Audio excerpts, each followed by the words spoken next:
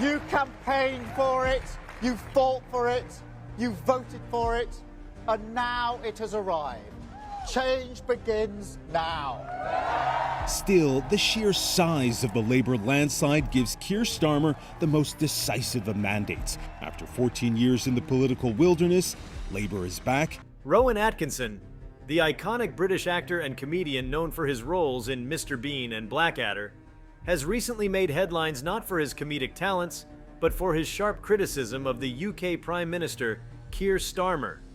Atkinson's unexpected foray into political commentary has sparked widespread discussion as he pointedly accused Starmer of bad leadership and held him responsible for the recent anti-immigration riots that have unsettled the nation.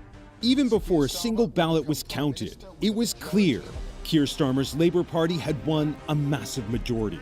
And as the vote counting went into the early hours, it was confirmed. We can now say with certainty that Labour have won the 2024 general election. This critique from such a well-known figure has sent shockwaves through both the political and entertainment communities. A draining away of the hope, the spirit, the belief in a better future.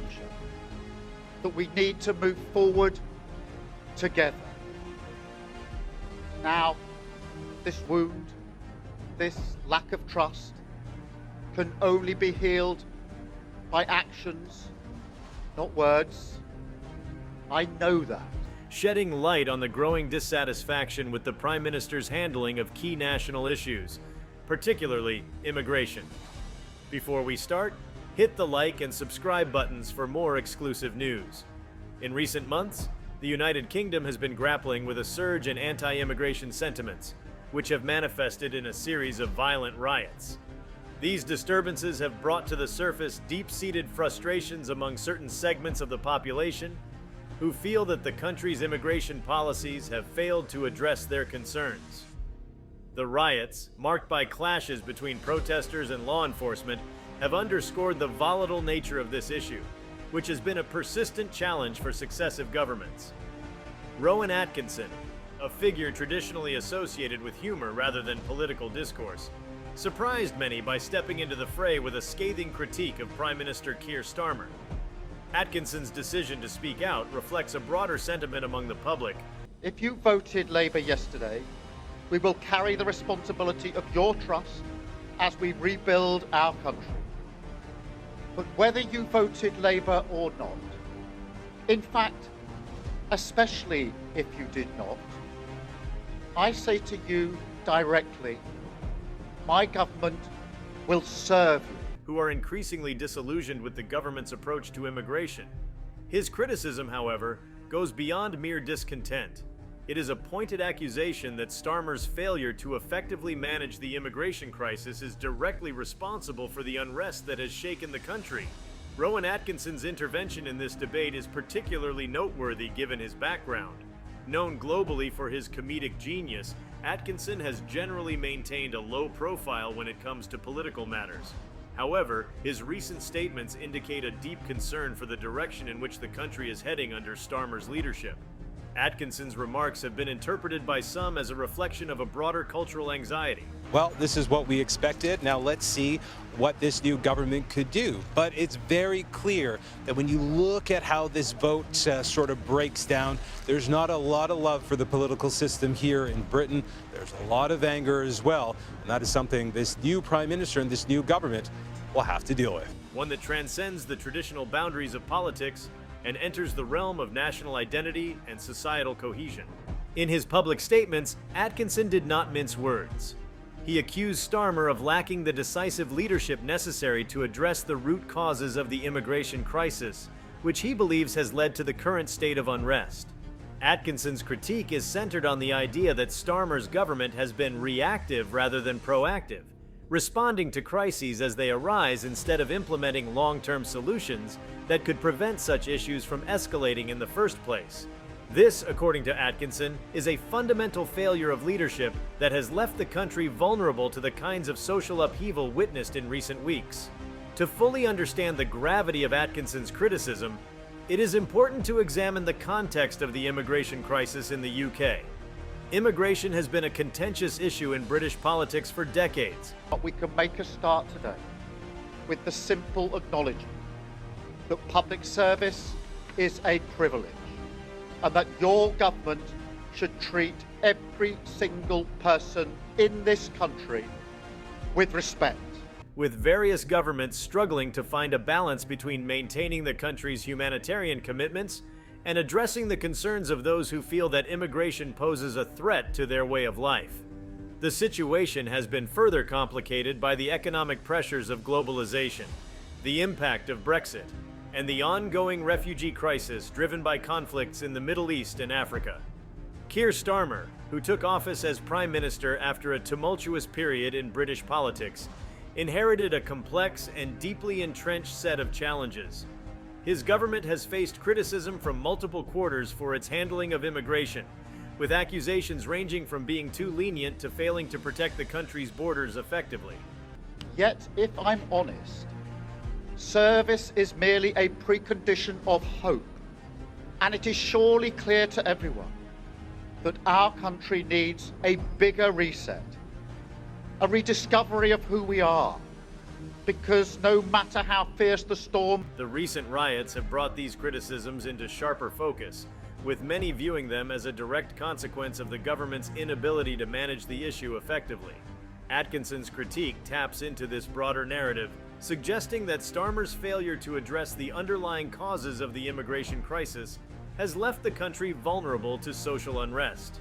According to Atkinson, the Prime Minister's reluctance to take decisive action has emboldened those who feel disenfranchised by the current system, leading to the rise of extremist elements and the violent confrontations seen in recent weeks. At the heart of Atkinson's criticism is a broader indictment of Keir Starmer's leadership style. Since taking office, Starmer has positioned himself as a moderate leader, seeking to unify a deeply divided country. We've turned a blind eye as millions slid into greater insecurity. Nurses, builders, drivers, carers, people doing the right thing, working harder every day, recognized at moments like this before, yet as soon as the cameras stop rolling, their lives are ignored. However, this approach has also led to accusations of indecisiveness and an inability to take firm stances on critical issues. Atkinson's comments highlight these perceived weaknesses, arguing that Starmer's leadership has been characterized by a lack of clarity and direction. You campaigned for it, you fought for it, you voted for it, and now it has arrived. Change begins now. Still, the sheer size of the Labour landslide gives Keir Starmer the most decisive of mandates. After 14 years in the political wilderness, Labour is back, particularly on the issue of immigration. Atkinson's accusation that Starmer is to blame for the anti-immigration riots is particularly damaging because it suggests that the Prime Minister's leadership has not only been ineffective, but has actually contributed to the worsening of the situation. By failing to address the root causes of the immigration crisis, Atkinson argues, Starmer has allowed tensions to fester and ultimately explode into violence. This is a serious charge, one that calls into question Starmer's ability to govern effectively in a time of crisis. The significance of Atkinson's comments extends beyond the immediate political implications. As a beloved figure in British culture, Atkinson's voice carries weight, and his decision to speak out on this issue has resonated with many who share his concerns. His critique reflects a growing unease within British society about the direction in which the country is heading, particularly in relation to issues of national identity, immigration, and social cohesion. Atkinson's involvement in the debate has also sparked a broader discussion about the role of public figures in political discourse. Some have praised Atkinson for using his platform to speak out on important issues, while others have questioned whether celebrities should involve themselves in political matters. One of the great strengths of this nation has always been our ability to navigate a way to calmer waters. And yet this depends upon politicians, particularly those who stand for stability and moderation, as I do. Regardless of where one stands on this issue, it is clear that Atkinson's comments have had a significant impact, bringing renewed attention to the immigration crisis and the challenges facing Keir Starmer's government. For change, for national renewal, and a return of politics to public service. When the gap between the sacrifices made by people and the service they receive from politicians grows this big, it leads to a weariness in the heart of a nation. Atkinson's criticism of Starmer has also highlighted the broader challenges facing the Labour Party and the political establishment more generally. The immigration crisis is not a new issue, and successive governments have struggled to find solutions that satisfy both those who advocate for open borders and those who call for stricter immigration controls. Starmer's government, like those before it, has been caught in this difficult position, trying to navigate a path that addresses the concerns of all sides. However, Atkinson's comments suggest that this approach is no longer sufficient. The riots have shown that the status quo is not sustainable, and that more decisive action is needed to address the underlying issues driving the unrest. This has put increased pressure on Starmer to take a stronger stance on immigration, something that could have significant implications for his government and for British politics as a whole. If Starmer is unable to address these challenges effectively, it could lead to a further erosion of public confidence in his leadership and in the Labour Party more broadly. From now on, you have a government unburdened by doctrine, guided only by the determination to serve your interest, to defy, quietly, those who have written our country off. You have given us a clear mandate, and we will use it to deliver change. This, in turn, could create an opening for other political forces, including those on the far right who have capitalized on anti-immigration sentiments in the past. The stakes are high, and Atkinson's critique has added a new sense of urgency to the debate. The public reaction to Rowan Atkinson's critique has been mixed, reflecting the deep divisions within British society on the issue of immigration. Some have applauded Atkinson for speaking out, arguing that his comments reflect a broader frustration with the government's handling of the immigration crisis. These individuals see Atkinson as a voice of reason, someone who is willing to call out the failures of the political establishment and demand better leadership. If you voted Labour yesterday, we will carry the responsibility of your trust as we rebuild our country. But whether you voted Labour or not, in fact, especially if you did not, I say to you directly, my government will serve you. Well, this is what we expected. Now let's see what this new government could do. But it's very clear that when you look at how this vote sort of breaks down, there's not a lot of love for the political system here in Britain. There's a lot of anger as well. And that is something this new Prime Minister and this new government will have to deal with. Others, however, have been more critical of Atkinson's intervention.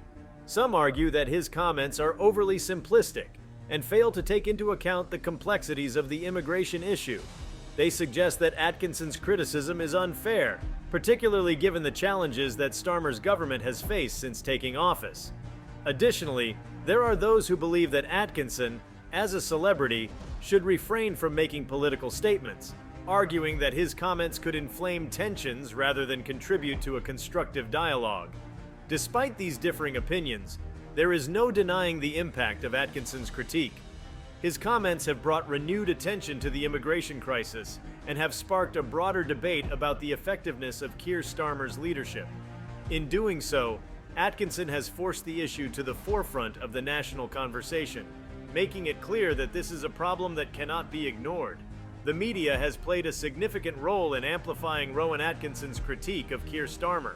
News outlets across the political spectrum have covered Atkinson's comments extensively, with some using them as a jumping-off point for broader discussions about the state of British politics and society. This media attention has helped to ensure that Atkinson's critique has reached a wide audience, further increasing its impact.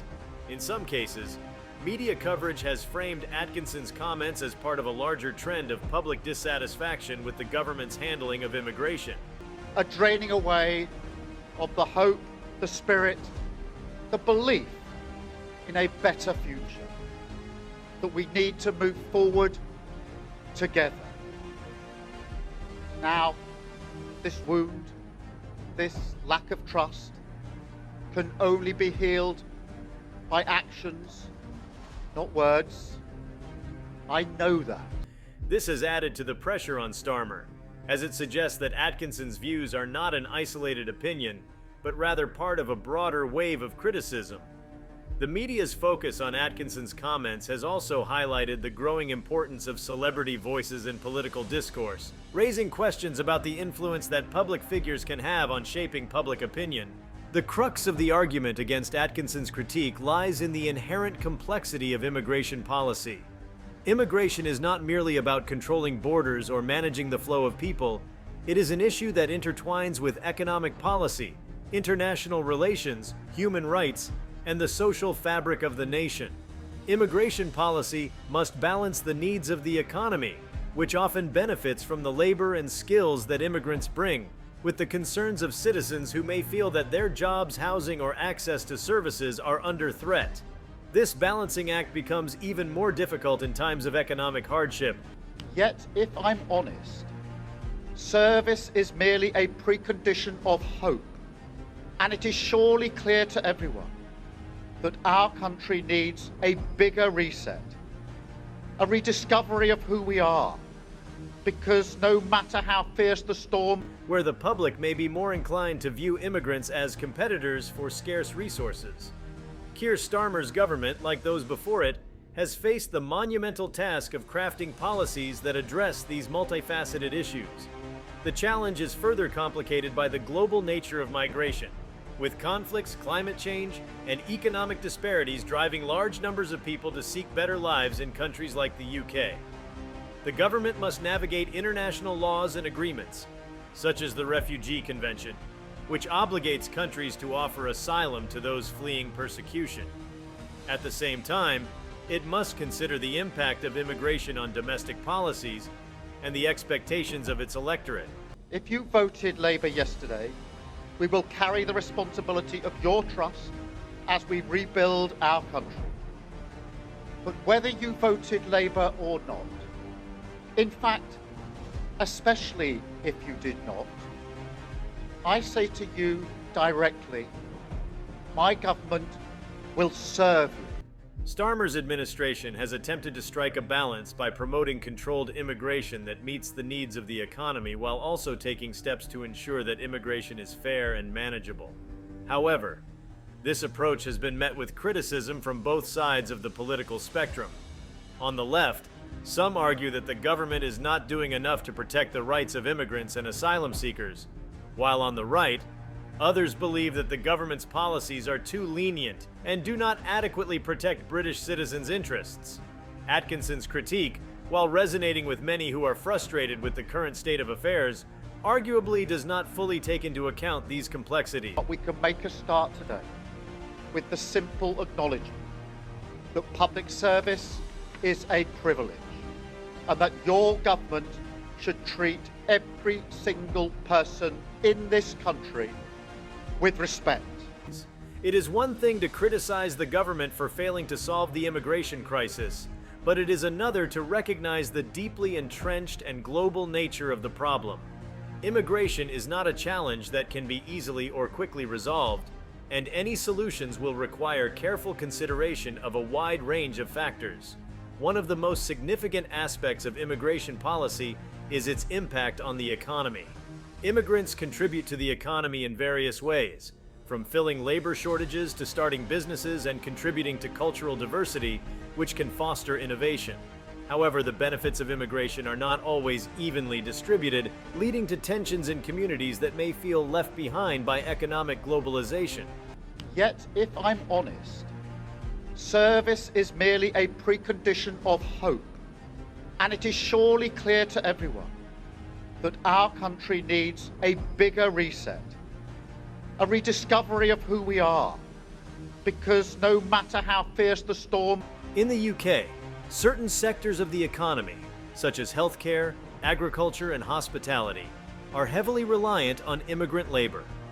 These industries have faced significant challenges in recent years, particularly in the wake of Brexit, which has led to a reduction in the number of European workers available to fill these roles. The government has attempted to address these challenges through various policies, including the introduction of new visa schemes aimed at attracting skilled workers from abroad. However, these measures have not been enough to fully alleviate the labor shortages, leading to calls for a more comprehensive approach to immigration policy. But we can make a start today with the simple acknowledgement that public service is a privilege and that your government should treat every single person in this country with respect. Atkinson's criticism of Starmer's leadership touches on the failure to effectively manage these economic aspects of immigration. By not addressing labor shortages and the economic needs of certain sectors, Atkinson suggests that the government has contributed to the sense of crisis surrounding immigration. The failure to adequately explain and manage the economic benefits of immigration to the broader public has also fueled resentment and misunderstanding, which in turn has contributed to the rise of anti-immigration sentiments. We've turned a blind eye as millions slid into greater insecurity. Nurses, builders, drivers, carers, people doing the right thing, working harder every day, recognized at moments like this before, yet as soon as the cameras stop rolling, their lives are ignored. Beyond the economic arguments, immigration also raises questions about social cohesion and national identity. The UK, like many other countries, has experienced significant demographic changes in recent decades, with large numbers of immigrants from different cultural backgrounds settling in the country. While this has enriched British society in many ways, it has also led to challenges in terms of integration and social cohesion. Some communities have struggled to adapt to these changes, feeling that their traditional way of life is being eroded by the influx of newcomers. You campaigned for it, you fought for it, you voted for it, and now it has arrived. Change begins now. Still, the sheer size of the Labour landslide gives Keir Starmer the most decisive of mandates. After 14 years in the political wilderness, Labour is back. This sense of cultural displacement can be exacerbated by economic factors, such as competition for jobs or housing, leading to tensions between different groups.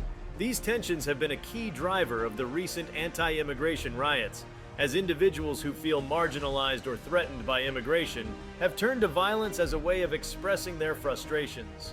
Atkinson's critique of Starmer's leadership speaks to these concerns, suggesting that the government has failed to adequately address the cultural and social impacts of immigration. One of the great strengths of this nation has always been our ability to navigate a way to calmer waters. And yet this depends upon politicians, particularly those who stand for stability and moderation, as I do. By focusing primarily on the economic aspects of immigration policy, Atkinson argues that the government has neglected the importance of fostering social cohesion and ensuring that all members of society feel that they belong. This neglect, according to Atkinson, has created a fertile ground for the rise of extremism and the kinds of violent confrontations witnessed in the recent riots. For change, for national renewal, and a return of politics to public service. When the gap between the sacrifices made by people and the service they receive from politicians grows this big, it leads to a weariness in the heart of a nation. The debate over immigration is not only about policy, but also about the narratives and discourses that shape public perception. The media, political leaders, and public figures like Rowan Atkinson play a crucial role in framing these discussions, influencing how the public understands and responds to immigration issues. Atkinson's critique of Starmer, while powerful, also raises questions about the responsibility of public figures in shaping these narratives. When celebrities or other influential individuals speak out on political issues, their words can carry significant weight, potentially shaping public opinion in ways that may not always be constructive. In the case of immigration, a nuanced and balanced discussion is essential to ensure that policies are informed by a full understanding of the complexities involved. Simplistic or inflammatory rhetoric, even when well-intentioned, can exacerbate tensions and make it more difficult to find common ground. The media's role in amplifying Atkinson's critique also highlights the challenges of navigating a polarized public discourse. In a media landscape where sensationalism often trumps nuance, there is a risk that important issues like immigration are reduced to sound bites and slogans. From now on, you have a government unburdened by doctrine, guided only by the determination to serve your interest, to defy, quietly, those who have written our country off. You have given us a clear mandate, and we will use it to deliver change. Rather than being discussed in depth. This can lead to a situation where public policy is driven by short-term political considerations rather than long-term solutions that address the root causes of the problems. The fallout from Atkinson's critique could have significant implications for Keir Starmer's political future. As Prime Minister, Starmer is already under considerable pressure to deliver on a range of issues, from the economy to public services and climate change. The immigration crisis, however, is particularly challenging, as it taps into deep-seated fears and anxieties that are not easily assuaged. If you voted Labour yesterday, we will carry the responsibility of your trust as we rebuild our country.